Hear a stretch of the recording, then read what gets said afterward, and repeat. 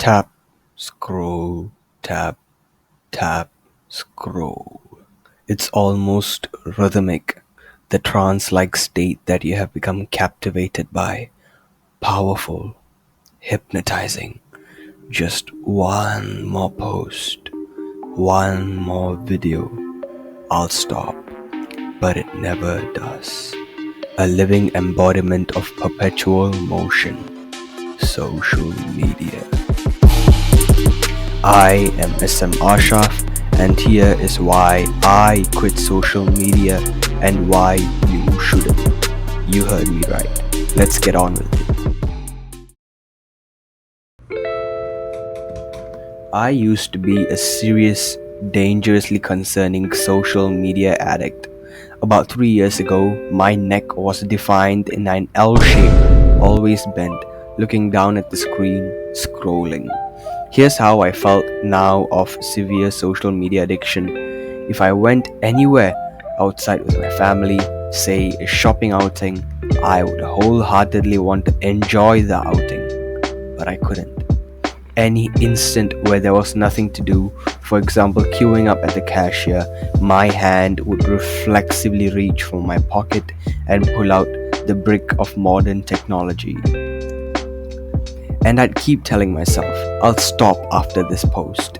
But it never happened. The suspense, the curiosity of what the next post would be was too powerful of an urge to conquer. And after I finally mastered the willpower to put down my phone, I would feel drained of my mental energy as if I was almost existing at a lower state.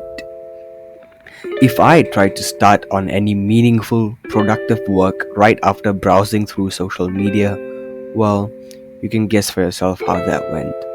At the end of every outing, I'd feel guilty, saddened that I could not experience the trip as I wanted to. That feeling of being mentally drained is not just something in your head, it's real. Real as the disappointment of Asian parents towards their children.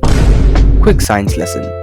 Dopamine, a beautiful neurotransmitter, it's basically motivation in the flesh, or should I say, element. When it senses a potential reward, it spikes in its level. After that reward is attained, your dopamine levels drop below your baseline levels. You know what that means? After a rewarding experience, your motivation to pursue further goals is decreased, and social media is the perfect weapon to hack your neural system. Let me explain. Your suspense about what the next post is causes an increase in dopamine, and the response? You scroll, you see the post. Dopamine levels drop slightly below baseline. Not bad for one post. But now, take that decrease and multiply it by the average person's consumption rate, which is about 5,000 posts a day. Now that's something that can add up real fast before we even know it. So, the main reason I quit social media is that the decreasing motivation I experienced resulted me in being undisciplined with my work life. I became a professional procrastinator. Trust me, there are thousands out there who have this job and they don't get paid. They pay with their soul. Not being able to focus on my work took a toll on my mental health and self-esteem, and the journey down that rabbit hole is a video for another day, another time. As of now, what would I recommend you do? Don't quit. I'm serious. I'm just a pathetic loser who has little willpower over his prefrontal cortex. I can't control what I do all the time. If you're like me, I genuinely welcome you to join me, but hear me out first. Social media is crucial to forming social connections in today's day and age, and that fact is irrefutable. Real life interactions are by no doubt miles better, but we can't convince the entire generation to stop using social media, right? Not only that, it also opens everyone to so many new opportunities that can catapult their lives. So To compensate for my lack of social media usage, I will say ahead of time that you will have to work harder in aspects like you need to learn to be more outgoing in life to get more friends, and you're going to have to actively look for opportunities online or through friends. This path of social media abstinence is not for everyone, and it doesn't need to be. But with that in mind, there are a few tips that I would love for you to keep in mind so that you can use social media to your advantage. Nothing less, nothing more. And the first tip I'd like to talk about is progressive stimulation. You know that hangover like feeling that you get after a long session of scrolling? That's dopamine. It's a dopamine hangover. The problem is, most of us, before even our feet leave the bed, our hands do and reflexively pick up our phone to check notifications in the morning, right? And so begins the great scroll. Depleting us of mental energy at the very start of the day will disable us from focusing on what is valuable, and therefore we are not able to get the most productive work done in the morning. So, use progressive stimulation. How does it work? It has two rules. 1. Never check your phone for at least an hour after you wake up. 2. Give yourself 30 minutes of screen time in the morning, 45 in the afternoon, and an hour at night to catch up with social media or Netflix. Now, it will be easier for you to focus on important tasks early on in the day and enjoy the rest of the day. And the second tip that I would recommend to you is use a time tracker and a time limit.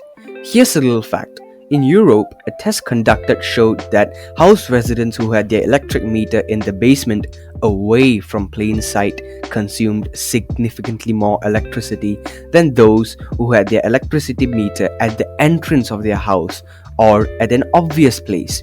Why? Ever looked at the time to see 30 minutes fly by when you feel like it's only been 10 minutes scrolling? Therefore, use a time tracker and a time limit to know how much you're using per day, and that's going to help you stay mindful and aware of your usage. Einstein was wrong. Time dilation doesn't only happen around large objects, it also happens around social media. So, use an app that shows you your screen time at the top of your notification bar, and this will help you be mindful of how much you're using your smartphone.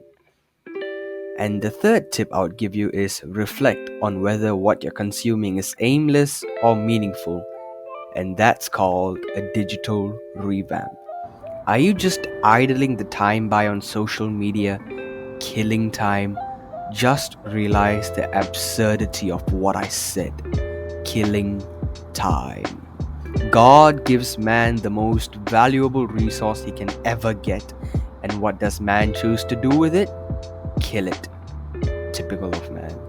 Are you watching babies do deadlifts and cats perform backflips on TikTok and Instagram?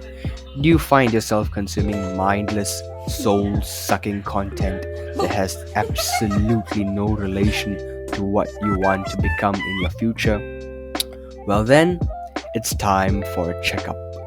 Unfollow all sources of information that don't serve your purposes and follow the ones that do serve your purpose. Like how cleaning your workspace is essential for a good study session, the same is true for a digital environment. It's a simple spell, but quite unbreakable. That just turned social media from a weapon used on you to one that you can use in favor of you. Is that to say that though I will never return to social media? No.